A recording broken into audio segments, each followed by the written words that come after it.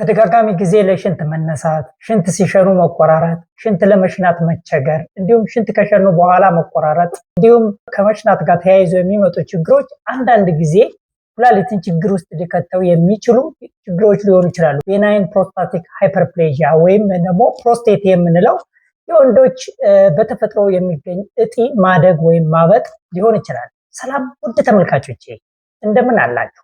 በዛሬ ቪዲዮ ቤናይን ፕሮስቴቲክ ሃይፐርፕሌዥያ የምንለው ወይም ደግሞ ወንዶች በተለይ ከ40 እድሜያቸው ከ50 በላይ በሚሆንበት ወቅት ይሄ ፕሮስቴት የምንለው በተፈጥሮ የሚገኝ እጢ እያበጠ በመሄዱ ምክንያት የሽንት ማለፊያ መስመርን በመዝጋቱ ኩላሊትን ችግር ሊከት ስለሚችል እንዲህ አይነት ምልክቶች ያላችሁ ሰዎች ወደ ሕክምና ተቋማት መሄድ የሚጠበቅባችሁ ሲሆን እነዚህ ምልክቶች ምንድናቸው?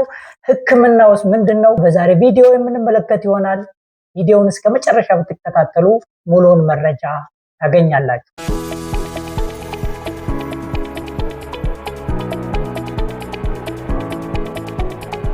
በመጀመሪያ ደረጃ ውድ ተመልካቾቼ ፕሮስቴት ወይም ቤናይን ፕሮስቴቲክ ሃይፐርፕሌዥያ የምንለው በወንዶች በተፈጥሮ የሚገኘው ይሄ ፕሮስቴት የምንለው እጢ እድሜ ከፍ በሚልበት ወቅት በተለይ ወንዶች ላይ እድሜ ከ50 በላይ ከፍ ሲል ይሄ የሚያድግበት ሁኔታ ይኖራል። በዚህም ምክንያት እንግዲህ አንዳንድ ምልክቶች ይከሰታሉ። እነዚህ ምልክቶች ምንድናቸው የሚለውን እንመለከታለን። ታዲያ ይህ ከእፍኛ በኋላ ያለው መስመር የሽንት ማለፊያ መስመር በመዝጋቱ ምክንያት አንዳንድ ጊዜ ሽንት ሙሉ በሙሉ የሚዘጋበት ሁኔታና ሽንት የሚጠራቀምበት በጊዜ ካልታከመ ችግር የሚከትበት አለበለዚያም ደግሞ ዴይ ቱ ዴይ የዕለት ዕለት የህይወታችሁን አቅጣጫ የዕለት ህይወታችሁ ሊረብሸው የሚችለው የኳሊቲ ኦፍ ላይፍ የምንለው ሊረብሸው የሚችልበት ሁኔታ ይኖራል። ስለዚህ እንግዲህ ይህን ጉዳይ ነው ማለት ነው ዛሬ የምንመለከተው። የመጀመሪያው ሽንት ለመጀመር መቸገር ነው። ሄዚተንሲ ይባላል። ይሄ እንግዲህ ምንድነው ተመልካቾቼ፣ ሰዎች ሽንት ለመሽናት አስበው ግን ቶሎ አልወጣላቸው ይላል። በተለይ ሰው በተሰበሰበበት አካባቢ ለመሽናት በጣም ረጅም ጊዜ የሚፈጅባቸው ሰዎች አሉ። እንዲሁም በቤታቸው ውስጥ ባሉ የመጸዳጃ ቤቶች ሽንት ለመጀመር መቸገር፣ በቃ እንደዚህ አይነት ችግር ካለ በእርግጥ ይሄ ቤናይን ፕሮስታቲክ ሃይፐርፕሌዥያ የምንለው ማለትም የፕሮስቴት እጢ ማበጥ ወይም ማደግ አንዱ ምልክት ሊሆን ይችላል ማለት ነው። ሁለተኛው ማስማጥ፣ ሽንት ሲሸኑ ማስማጥ ወይም ስትሬኒንግ የምንለው ነው። እንግዲህ ይህም ደግሞ ሰዎች ሽንት ለመሽናት በጣም የሚያምጡበት ሆነ ሽንት ለመውጣት የመቸገር ነገር፣ ይሄ ደግሞ ስትሬኒንግ የምንለው ነው። እንደዚህ አይነት ችግሮችም ካሉ በእርግጥ ይህ የቤናይን ፕሮስታቲክ ሃይፐርፕሌዥያ ወይም የወንዶች የፕሮስቴት እጢ እድሜ ሲጨምር ተከትሎ የሚመጣው ማደግ ወይም ማበጥ ሊሆን ይችላል። ስለዚህ አጠቃላይ በሽንት ፍሰቱ ላይ ችግር እንዳለ ሊያመላክት የሚችልበት ሁኔታ አለ። በእርግጥ ይሄ ቤናይን ፕሮስታቲክ ሃይፐርፕሌዥያ ብቻ ወይ ቢፒኤች የምንለው ብቻ ሳይሆን አንዳንድ ጊዜ ሬር ቢሆንም የፕሮስቴት ካንሰር ሊሆን ይችላል። ወይም ደግሞ በፊኛ ውስጥ የተፈጠረ በተለይ ሽንት በሚወርድበት መስመር ላይ የተፈጠረ እጢ ወይም ደግሞ ማስ ምንለው ሊሆን ይችላል። በዛ ምክንያት የሽንት ፍሰቱ በሚገባ ፍሰቱ እንዳይኖር አድርጎት ሊሆን ይችላል ማለት ነው። ስለዚህ ሌላው ምልክት ደግሞ ይሄ የማስማጥ ወይም ስትሬኒንግ ካለ ሌላው ምልክት ሊሆን ይችላል ማለት ነው። ሶስተኛ ፑር ስትሪሚንግ የምንለው ወይም ደካማ ሽንት ፍሰት ነው። እንግዲህ ሽንት ሲፈስ ቀጭን ሆኖ የመፍሰስ ፏ ብሎ አለመፍሰስ አይነት ምልክቶችም እንግዲህ ይህ ከሽንት ፍሰቱ ጋር በተገናኘ የመጣ በተለይ ቤናይን ፕሮስቴቲክ ሃይፐርፕሌዥያ ያልኳችሁ የወንዶች የፕሮስቴት እጢ ማደግ ሊሆን ይችላል። እንግዲህ ስለዚህ እንደዚህ የምትቸገሩ ሰዎች ካላችሁ በሽንት መፍሰሻ መስመሩ ላይ ችግር አለ ማለት ነው። አንዱና በጣም የተለመደው ከእድሜ መጨመር ጋር ተያይዞ የሚመጣው ደግሞ ይሄ ነው። ይሄን እንግዲህ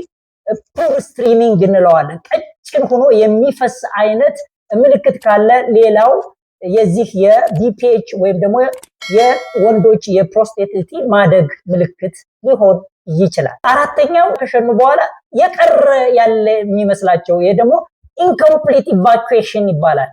እንደዚህ አይነት ምልክቶችም ካሉ እንግዲህ ማለፊያ መስመሩ ላይ ትንሽ ችግር አለ። በተለይ ቤናይን ፕሮስቴቲክ ሃይፐርፕሌዥያ የምንለው በወንዶች በጣም በተደጋጋሚ ጊዜ የሚያጋጥመው እድሜ ከፍ ሲል የሚከሰተው ምልክት ሊሆን ይችላል። እንደዚህ አይነት ችግር የምትቸገሩ ከሆነ በእርግጥ ይሄ አንዱ ምክንያት ሊሆን የሚችልበት ሁኔታ ይሆናል። እንግዲህ በሕክምና አጠራሩ ኢንኮምፕሊት ኢቫኩዌሽን የምንለው ሽንት ከሸናችሁ በኋላ የሆነ ቅርት የቀረ ነገር ያለ ያልሸናችሁ የሚመስላችሁ አይነት ስሜት ካለው ሌላው ምልክት ሊሆን የሚችልበት ሁኔታ ነው ያለው ማለት።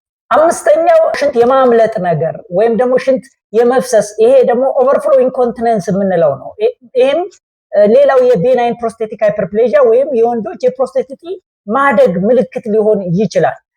ሳያስቡ ድንገት ሽንት የሚፈስባቸው ሰዎች በተለይ እድሜያችሁ ከፍ ያላችሁ ሰዎች ከ50 እና ከዛ በላይ የዚህ ምልክት ሊሆን የሚችልበት ሁኔታ ይኖራል ማለት ነው። ስድስተኛው ተደጋጋሚ ጊዜ ለሽንት መመላለስ ወይም ደግሞ ፍሪኩዌንሲ የምንለው ነው። ይሄ ፍሪኩዌንሲ የምንለው ማታ ላይ እንግዲህ 2 ጊዜ 3 ጊዜ ከእንቅልፍ እየተነሱ ለሽንት መመላለስ እንደዚህ አይነት ምልክቶችም ካሉ ሌላው የቤናይን ፕሮስቴቲክ ሃይፐርፕሌዥያ ወይም የወንዶች የፕሮስቴት እጢ ማደግ ወይም ማበጥ ሊሆን ይችላል። ግን ሌሎች ችግሮችም እንደዚህ አይነት ነገር ለምሳሌ የሽንት ኢንፌክሽን ካለ የደም ስኳር መጨመር እነዚህ ሁሉ እንደዚህ አይነት ምልክት ሊያመጡ ይችላል። ሁሉ ጊዜ ይሄ ነው ማለት አይደለም። ነገር ግን አንዱ የዚህ የቢፒኤች ወይም የወንዶች የፕሮስቴት እጢ ማበጥ ሌላው ምልክት ሽንት ቶሎ ቶሎ የማመላለስ ነገር ወይም ደግሞ ፍሪኩዌንሲ የምንለው ዩሪን ፍሪኩዌንሲ የምንለው ሊሆን ይችላል ማለት ነው። ሰባተኛው አጣዳፊነት ነው። እንግዲህ አጣዳፊነት ወይም urgency ብዙ ጊዜ እንግዲህ ሰዎች ወደ ሽንት ቤት ሄደው ሽንት ቢይዛቸው ቦታው ምቹ ካልሆነ ለመሽናት ወይም ደግሞ የመጸዳጃ ቤት ከሌለ ይዘውት ይቆያሉ። ነገር ግን እንደዚህ አይነት ችግር ያለባቸው ሰዎች ግን አይችሉም። በጣም የሚያጣድፍ ከሆነ ይሄ እንግዲህ urgency የምንለው ማለት ነው ወይም urge የምንለው አይነት ነው። አንዳንድ ጊዜ ደግሞ የማምለጥ urge incontinence እንለዋለን። ይሄንን ማልፎ መቆጣጠር በመቸገር ምክንያት ሽንት የማምለጥ ነገር ይሄ urge incontinence እና urgency የምንለው አይነት ምልክቶችም ካሉ ስምንተኛው ለሽንት ሌሊት መነሳት የምንለው ነው። ይሄ ደግሞ ስኳር ችግሮች ሲኖሩ አንዳንድ ችግሮች ሲኖሩ ኢንፌክሽን ችግሮች ሲኖሩ ሰዎች በሌሊት 2-3 ጊዜ ሽንት ሊነሱ ይችላሉ። ነገር ግን በጣም እድሜ ከፍ ባለ በተለይ ከ50 ከ60 በላይ ያለፉ ሰዎች ግን በጣም በአብዛኛው ምክንያት ሊሆን የሚችለው ይሄ የፕሮስቴት እጢ ማበጥ ወይም ማደግ ሊሆን ይችላል። ይሄ እንግዲህ ኖክቹሪያ የምንለው የማታ ማታ ሽንት መምጣት የምንለው ደግሞ ሌላው ምልክት የሚሆንበት ሁኔታ ይኖራል ማለት ነው። ዘጠነኛው የሽንት መቆራሽንት የሸኑ ቁርጥ የማለት ወይም ኢንተርሚተንስ የምንለው አይነት ደግሞ ሌላው የቤናይን ፕሮስቴቲክ ሃይፐርፕሌዥያ ወይም የወንዶች የፕሮስቴት እጢ እድገት ምልክት ሊሆን ይችላል። እንግዲህ ወደ ተመልካቾች እነዚህ ሁሉ የምናያቸው እንግዲህ ዴይ ቱ ዴይ ህይወትን የሚረብሹ ነገሮች ናቸው። እነዚህ አይነት ምልክቶች ካሉ የቤናይን ፕሮስቴቲክ ሃይፐርፕሌዥያ ቢፒኤች የምንለው በህክምና አጠራሩ የወንዶች የእጢ እድሜ ሲጨምር የሚመጣው የወንዶች የፕሮስቴት እጢ ማደግ ሊሆን ስለሚችል ወደ ህክምና ተቋማት በመሄድ አስፈላጊው ምርመራ አድርጎ ተገቢውን ህክምና ማድረግ የሚገባ ይሆናል። ህክምናው ምን ይመስላል የሚለውን ማቀርብላችሁ ይሆናል። በሌላ በኩል እንግዲህ በመጀመሪያ ላይ እንደነገርኳችሁ ይሄ አንዳንድ ጊዜ የፕሮስቴት ካንሰር ምልክትም ሊሆን ይችላል።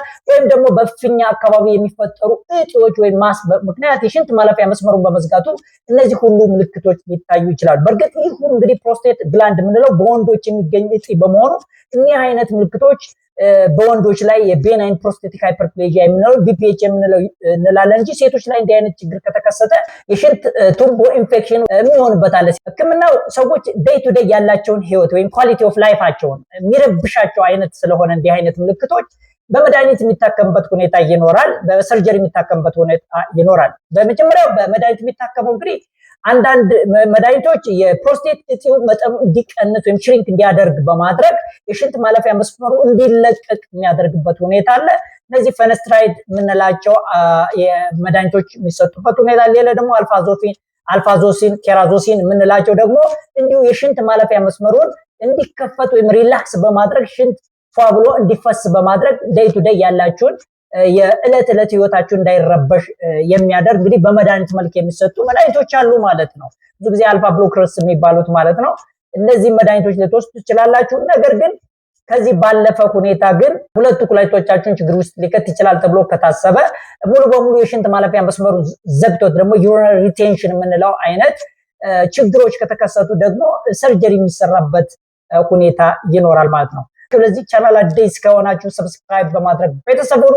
ይህ ቪዲዮ ይጠቅማል ብላችሁ ካሰባችሁ ደግሞ ለወዳጅ ዘመዶቻችሁ ሼር በማድረግ ወደ ወደዳችሁ ደግሞ ላይክ በማድረግ እንግዲህ ይህ ቪዲዮ ቻናሉ እንዲያደግ እንድታደርጉ በቀጣይ በሌላ ቪዲዮ እስክንገናኝ ድረስ ሰላምና ጤና ከእናንተ ጋር ይሁን።